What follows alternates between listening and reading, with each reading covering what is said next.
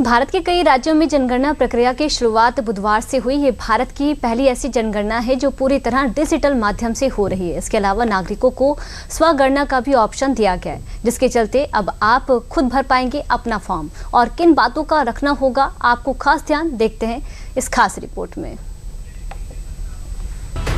भारतीय जनगणना केवल नीति निर्माण तक ही सीमित नहीं है, बल्कि प्रत्येक वर्ग के जमीनी स्तर के विकास का भी आधार होती है। इस बार जनगणना नागरिकों की व्यक्तिगत जानकारी को पूरी तरह सुरक्षित करने के साथ सहूलियत भी देने वाली है। पहली बार नागरिकों को स्वगणना का विकल्प मिलेगा, जिसका मतलब लोग घर बैठे अपना डाटा खुद भर सकते हैं। पर फॉर्म भरने से पहले कुछ बातों का ध्यान रखना होगा, नहीं तो आपको नुकसान भी हो सकता है। मगर उससे पहले जाने की ऑनलाइन फॉर्म भरने की क्या प्रक्रिया होगी और नागरिक डेटा को कैसे वेरीफाई किया जाएगा। लॉगिन के लिए पोर्टल se.census.gov.in पर जाएं, अपना राज्य चुनें और कैप्चा भरें। रजिस्ट्रेशन में घर के मुखिया का नाम और फोन नंबर दर्ज करें। एक नंबर से एक घर रजिस्टर होगा, मुखिया का नाम नहीं बदल सकेंगे। डेटा भरने के लिए 16 भाषाओं के विकल्प में से एक चुनें। OTP वेरीफाई करें, चुनी हुई भाषा बाद में बदली नहीं जा सकेगी।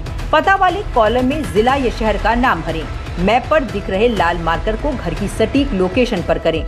हाउस लिस्टिंग से जुड़े सभी 33 सवालों के जवाब दें।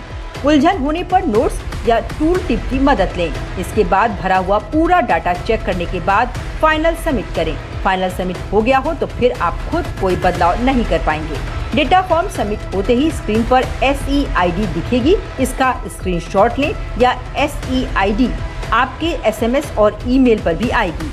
सत्यापन के लिए जब जनगणना कर्मी घर आए तो उन्हें अपनी SEID दें, जो मैच होते ही डेटा वेरीफाई और स्वीकार होगा।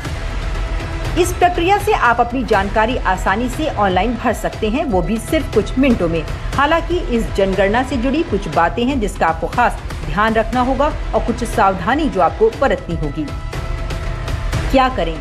स्वगणना का उपयोग करें, रेफरेंस ID संभाल कर रखें, सटीक जानकारी दें, अधिकारी का पहचान पत्र चेक करें, परिवार के सभी सदस्यों को शामिल करें। 15 दिनों की विंडो के भीतर ही इसे पूरा करें। फॉर्म सबमिट होते ही स्क्रीन पर SEID दिखेगी, जिसका स्क्रीनशॉट संभाल कर रखें।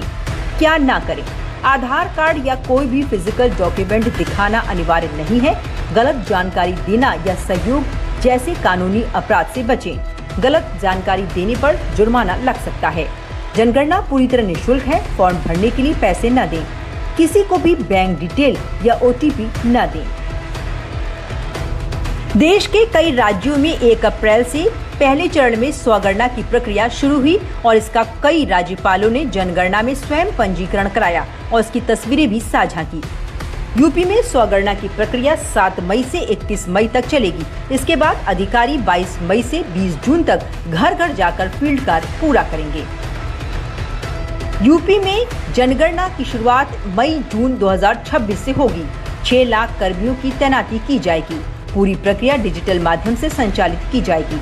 प्रशासनिक इकाइयां 31 दिसंबर 2025 से 31 मार्च 2027 तक स्थगित।